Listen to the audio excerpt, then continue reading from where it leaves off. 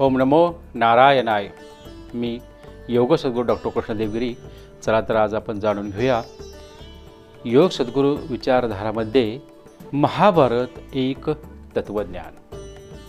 त्या अगोदर एक छोटासा सुविचार. मैत्री असो किंवा नातेसंबंध, सगळे बंध हे विश्वासावरच बांधले जात असतात. विश्वासाशिवाय आपल्याकडे काहीच नाही आहे. प्रेमाचा धागा म्हणजे स्नेह एकदाच जुळतो. स्नेहाचा धागा फार नाजूक असतो.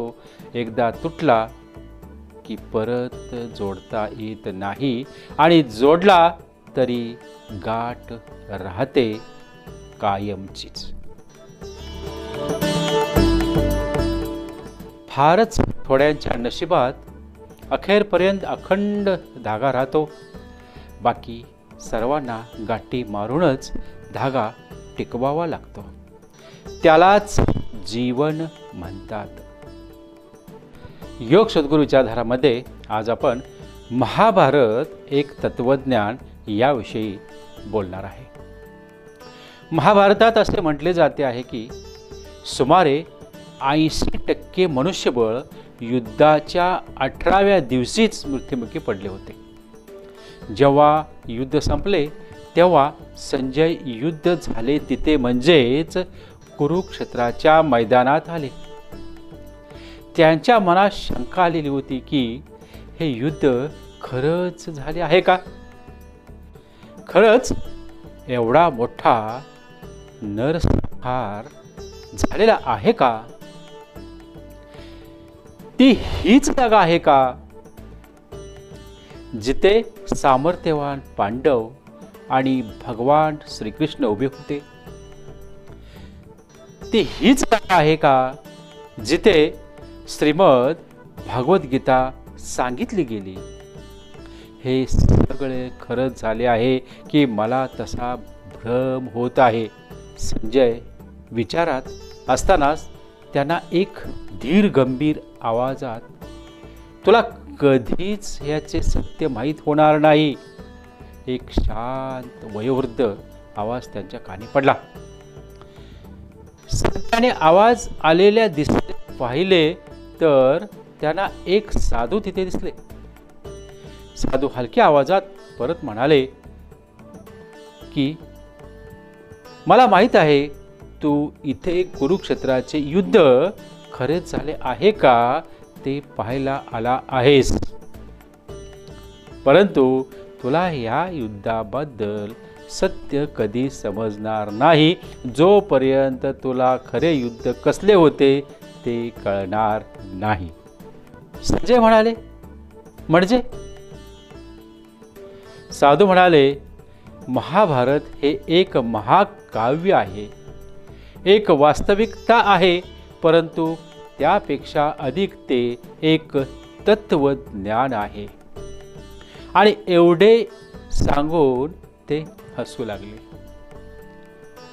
साधूंचे हसणे पाहून संजय अजून जास्तच भ्रमित झाले आणि विनंती करू लागले की मला तुम्ही ते तत्वज्ञान सांगू शकतात का? आणि साधू ते तत्वज्ञान सांगू लागले. पांडव म्हणजे दुसरे तिसरे काही नसून 5 ज्ञानेंद्रिये आहेत. एक डोळा दृश्य, कान आवाज, नाक गंध, जीभ चव आणि त्वचा स्पर्श, आणि कौरव म्हणजे 100 दुर्गुण म्हणजेच विषय वासना आहेत, जे दररोज या 5 पांडवांवर आघात करतात, म्हणजेच आपल्या ज्ञानेंद्रियावर आघात करत असतात. या आघातापासून आपल्या 5 पांडवांचे रक्षण करू शकतो. साधू म्हणाले, संजय तुला सांगता येईल याचे रक्षण करणे कधी शक्य होईल? जेव्हा आपल्या रथाचे सारथी ह्या 5 पांडवांचे मित्र भगवान श्रीकृष्ण असतील तेव्हा. साधू उत्तर ऐकून खूप खुश झाले. ते म्हणाले, अगदी बरोबर. श्रीकृष्ण म्हणजे आपल्या आतला आवाज, आपला आत्मा, आपला पथदर्शी प्रकाश. जर श्रीकृष्णाचे आपण ऐकतोय तर आपल्याला चिंता करायची काहीच आवश्यकता नाही. संजयला बराच मतितार्थ आता कळला होता. तरी त्याने परत प्रश्न केला, मग जर कौरव हे दुर्गुणच होते तर त्यांच्या बाजूने गुरु द्रोणाचार्य आणि पितामह भीष्म लढले, त्यांचा अर्थ काय होतो? त्यांचा अर्थ असा होतो की जसे तुम्ही लहानाचे मोठे होत जातात, तुमच्यापेक्षा वयाने मोठ्या लोकांबद्दल असलेला तुमचा दृष्टिकोन बदलत जातो. जेव्हा आपण लहान असतो तेव्हा आपल्याला ते एकदम परिपूर्ण वाटत असतात, परंतु जेव्हा आपण मोठे होऊन जातो तेव्हा आपल्याला त्यांच्या त्रुट्या दिसायला लागतात आणि एके दिवशी आपल्याला ठरवावेच लागते की आपण या मोठ्यांचे ऐकायचे की नाही. त्याने आपले ठरवायचे की आपण स्वतःच आपल्यासाठी निर्णय घ्यायचा. म्हणून अशा धर्मसंकटात श्रीमद भगवान गीतेचे उपदेश महत्त्वाचे ठरतात. संजयला आता सगळेच कळले होते. त्याने शेवटचा प्रश्न केला, मग कर्ण हा पांडव असून त्यांच्याच विरोधात का? अरे हा